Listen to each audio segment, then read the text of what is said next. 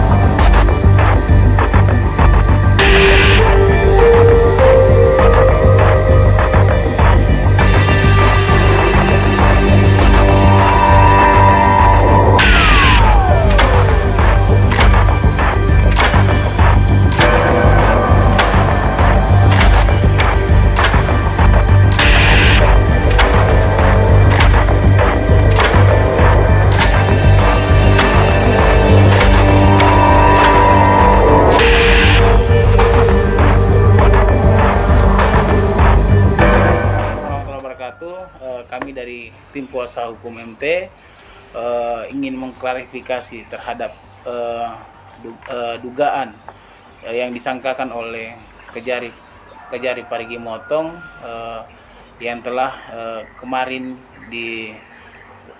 ditetapkan sebagai tersangka. Maka kami akan mengklarifikasi atau memberi bantahan terhadap penetapan tersangka klien kami yang akan diberikan oleh Ketua tim hukum kami, tim hukum MT adalah Pak Sumitro.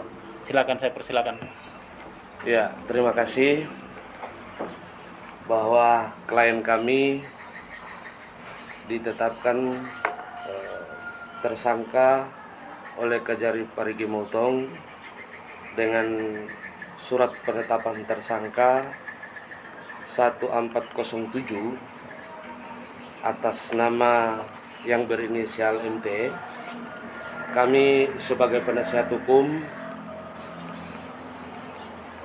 sudah berkoordinasi dengan klien kami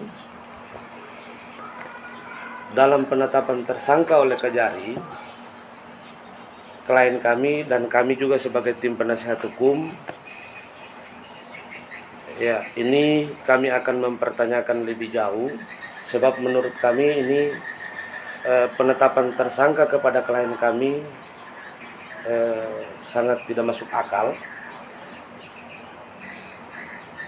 Dalam pemberitaan di media bahwa klien kami juga termasuk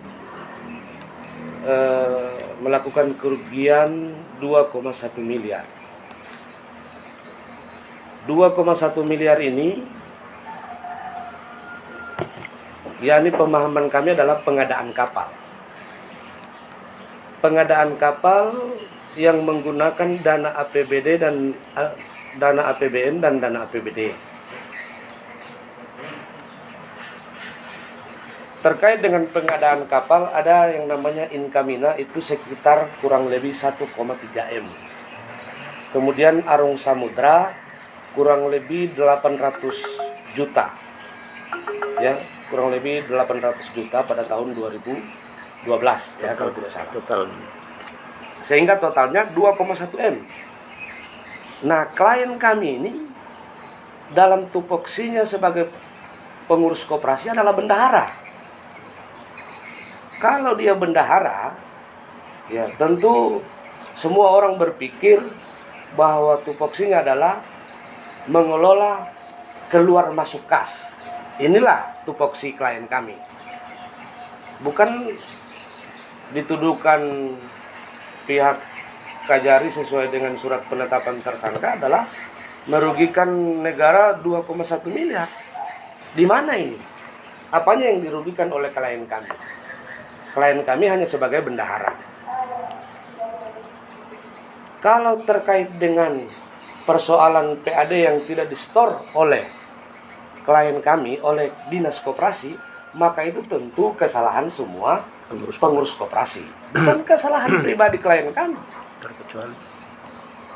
Terkecuali ada penyelewengan pribadi yang dilakukan oleh klien kami terkait dengan dana koperasi, ya mungkin. Tapi selama ini klien kami pada saat diperiksa menjadi saksi oleh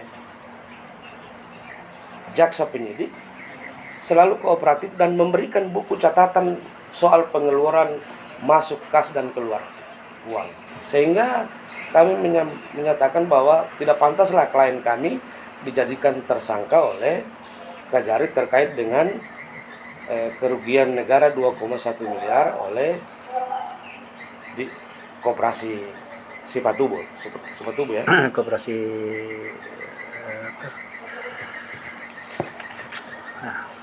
sudah. Ya, yang jelas koperasi lah, toh. Koperasi. Ya, yang sudah ditetapkan Koperasi. dua tersangka sebelumnya. Kasih itu, Ya. kasih buka kasus itu ketemu. Iya, kasih buke. Ketemu. Terkait dengan PAD yang tidak disetorkan oleh koperasi ini menyangkut karena adanya penurunan usaha. Ya. Kalau sebuah koperasi dan sebuah perusahaan terjadi penurunan itu biasa. Dalam dunia ekonomi hitungan kita itu biasa. Hanya ada dua. Karena dalam dunia ekonomi itu hanya ada dua, Untung dan rugi. untung dan rugi.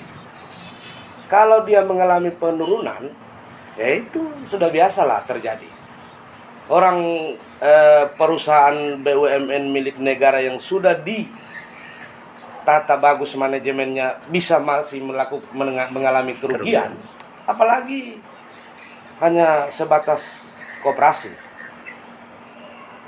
Saya kira demikian apa yang kami sampaikan terkait dengan ini. Maka setelah ini kami berharap kepada pihak penyidik